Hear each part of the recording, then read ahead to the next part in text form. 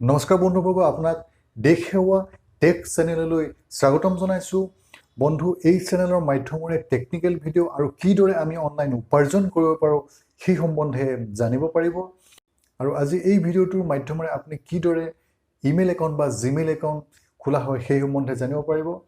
আহক তেতিয়াহ'লে আমি ভিডিঅ'টো আৰম্ভ কৰোঁ। আৰু লগতে এইখিনিতে আৰু এটা কথা কৈ থওঁ যে এতিয়াও যদি এই চেনেলটো ছাবস্ক্ৰাইব কৰি দিয়া নাই তেতিয়াহ'লে প্লিজ চেনেলটো ছাবস্ক্ৰাইব কৰি দিব, যাৰ দ্বাৰা এই চেনেলত যিসমূহ ভিডিঅ' আপলোড কৰা হয় সেই ভিডিঅ'সমূহৰ নটিফিকেশ্যন পোনে পোনে আপুনি লাভ কৰিবলৈ সক্ষম হ'ব পাৰিব।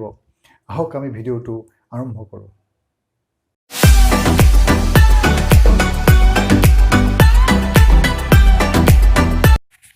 বন্ধুসকল, জিমেইল একাউণ্ট বা ইমেইল একাউণ্ট আমি কেইবা প্ৰকাৰেও খুলিব পাৰোঁ। আজিকালি সকলো এণ্ড্ৰইড মোবাইলতে দিছোঁ এই জিমেইল এপটো আছে।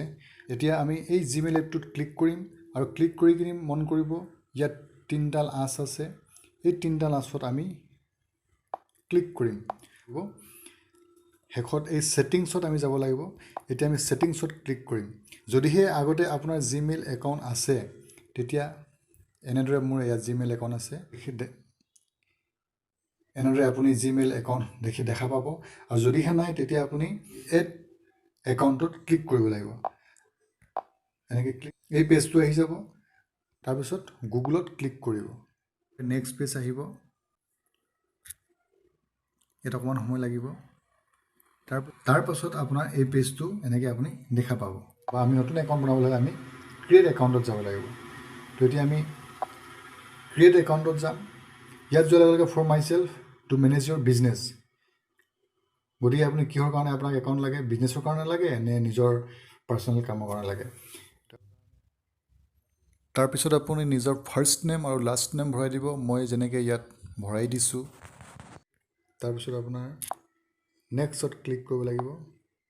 লগত আপোনাৰ ডেট অফ বাৰ্থৰ বেছিক ইনফৰ্মেশ্যন লাগিব। আপুনি কেতিয়া জন্ম হৈছিলে সেইটো ভৰাই দিব। মোৰটো মই ইয়াত ভৰাই দিছোঁ।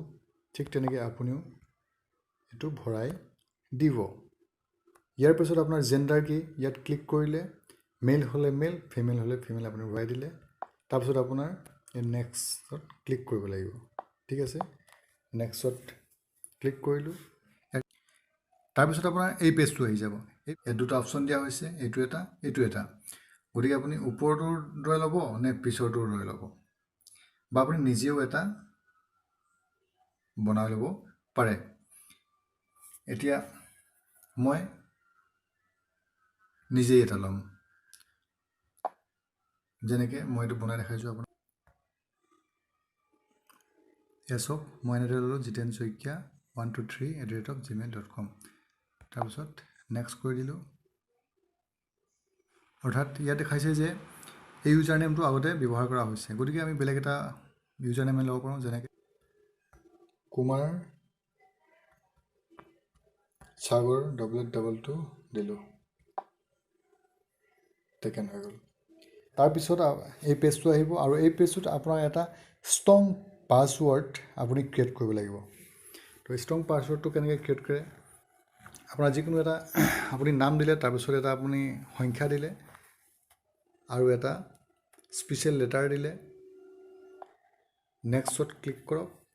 নেক্সটত ক্লিক কৰি দিয়াৰ অলপ পিছত আপোনাৰ ID হৈ যাব। তাৰপিছত আপোনাৰ এই পেজটো আহিলে। এই পেজটো অহাৰ পিছত আপুনি ইয়াত য়েছ একো নকৰি খালি য়েছ কৰি দিব পাৰে।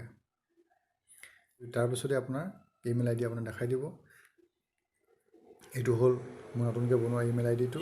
তাৰ পৰা আপোনাৰ নেক্সটত ক্লিক কৰি দিয়ক। নেক্সটত ক্লিক কৰি আপুনি আই এগ্ৰীড ইয়াত ক্লিক কৰি দিলে আপোনাৰ ইমেইল ID তৈয়াৰ হৈ যাব। এইটো মোৰ নতুন ইমেইল ID তৈয়াৰ হৈ গ'ল। বছ বন্ধুসকল, আৰু এনেদৰে বন্ধু ইমেইল ID বা জিমেইল ID তৈয়াৰ কৰা হয়। তো আশা কৰোঁ আপোনালোকে ভিডিঅ'টো বুজি পালে আৰু আপোনালোকে নিজেই এতিয়া ইমেইল ID তৈয়াৰ কৰি ল'ব পাৰিব। ধন্যবাদ।